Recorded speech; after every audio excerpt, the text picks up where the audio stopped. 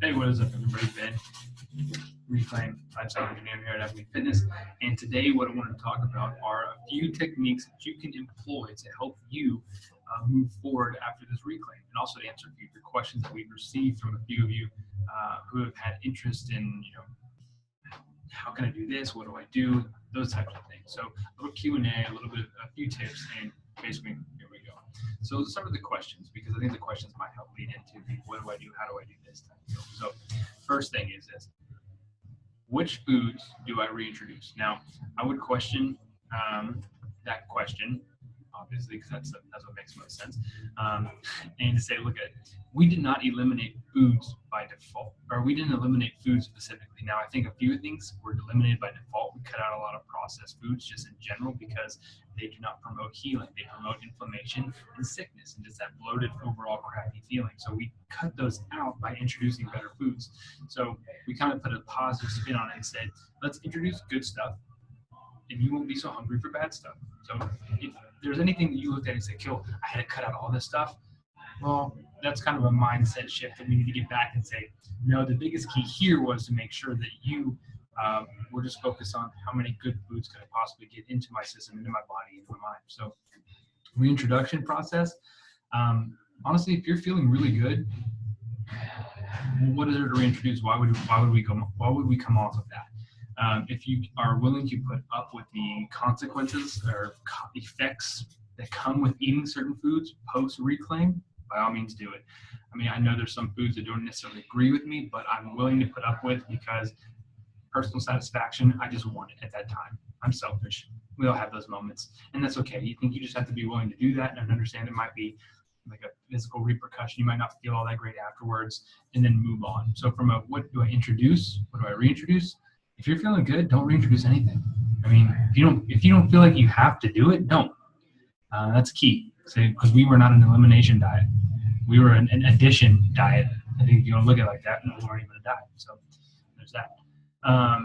Is there a good estimate of caloric intake kind of moving forward? So caloric intake is one of those things. It can be a little bit tricky, and I want to simplify it for a lot of you because I think on a weekly basis, daily basis, monthly basis, however you want to look at it, it can be super overwhelming, extremely overwhelming. Like the caloric estimates on food aren't even equal. And I could look at it and say, I had this conversation the other day with a client. We were going through our consult, and we were talking about eggs. If I took 2 eggs, one being a pasture-raised, grass-fed, incredibly outside egg or chicken that produced that egg versus like a cage-free vegetarian-fed hen, those 2 eggs might be similar in size, produce the same caloric content, but nutritionally, they are vastly different.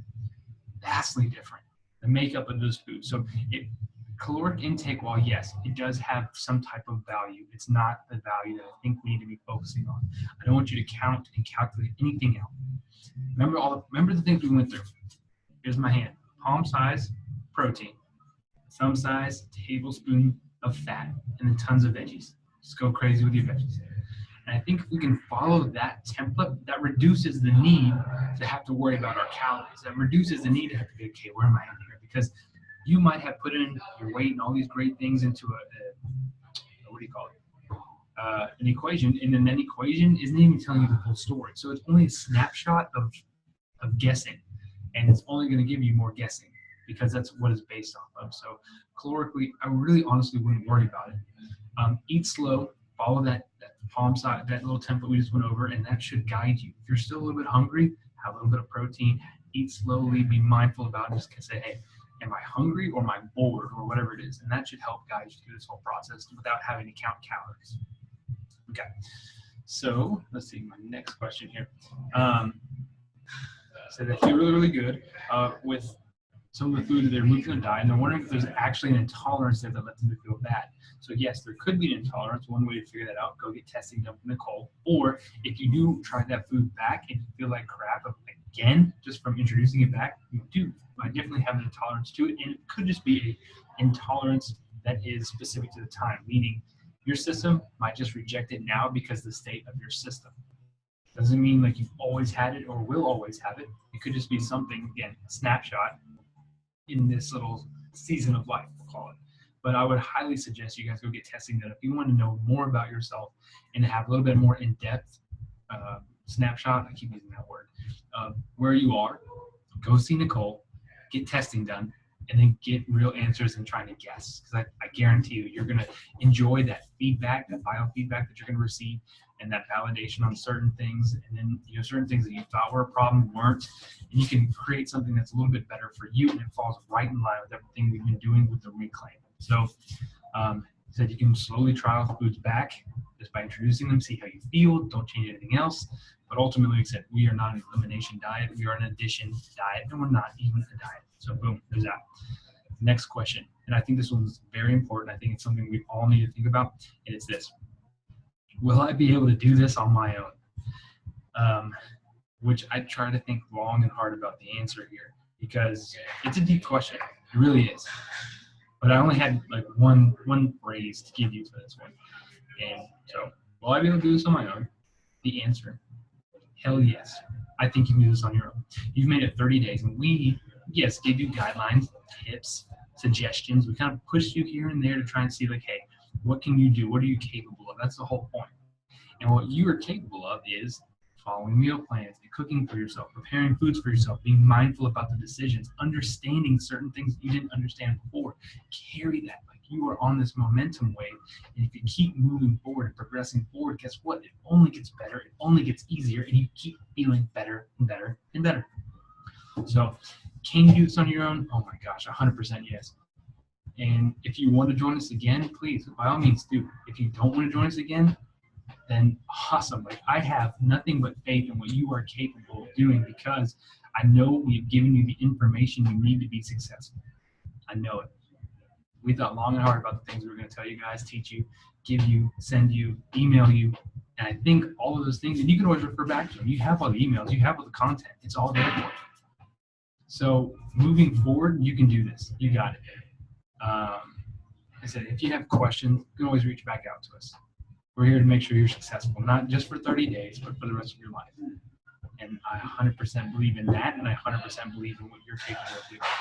So, guys, if you have questions, please send them my way, send them Nicole's way, we'll answer them. But a couple of these tips, the follow-ups that I want to give you are, continue to focus on your sleep.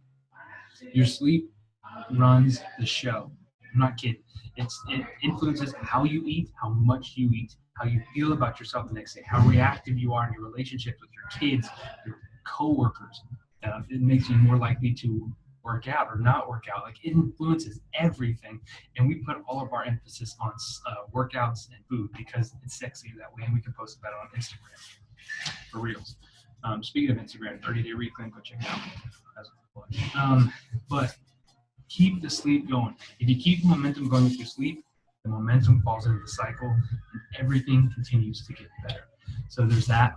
If you want guides on plan or meal plans, if you want something that you can do, I will gladly send you recommendations for websites. Stupid Easy Paleo is great. Nom Nom Paleo is fantastic. All quick, easy type stuff that you can prepare in a pinch that your kids should love. I think Stupid Easy Paleo has Chick-fil-A nuggets. My kids love them. My other one is on a breast milk diet currently. So I think there are many ways, many tools out there that you can follow, you can have at YouTube for your access. You just have to be disciplined. And more so, you have to be consistent. Consistency. There's a lot of things, a lot of people, diets, workout plans, we switch day and night. Like, I'm going to try this because it didn't work for me in 6 days like I wanted it to. And we move on to something else. And all we're doing is screwing things up. If we stick with the plan, we keep rolling and become consistent, it becomes easier for our mind to handle because the choices become automatic. We don't have to think about it. We don't have to stress about it. It just happens. It's what we do. You can do it. Same thing from a food perspective. We can do all of these things because it's just who we are. It's declarative versus we're trying to guess and fill in the gaps. So be consistent. Focus on your sleep. And if you have questions, reach out to people that can help you. Might not necessarily be myself or Nicole, but we can then recommend somebody who can help you. But on that note, guys, if you do have anything else we can help you with, please don't hesitate to ask. We are here for you. We'd love to have you guys join us for another reclaim. We'd love to have you keep continuing with the app. We can give you a discounted rate because you guys have been fantastic. Other than that, I have nothing, and I hope this program has been beneficial for you, even if it's in one small manner. I hope you've been able to take something away from the things we've been able to teach you guys, because we've had a blast doing it. So on that note, watch this video. Well, you already have, you made it this far. Fill out the bio I sent, and then tell some friends about it, because we'd love to have you and or friends that could use the message, that need the help. We'll be there for them. So we will see you guys later.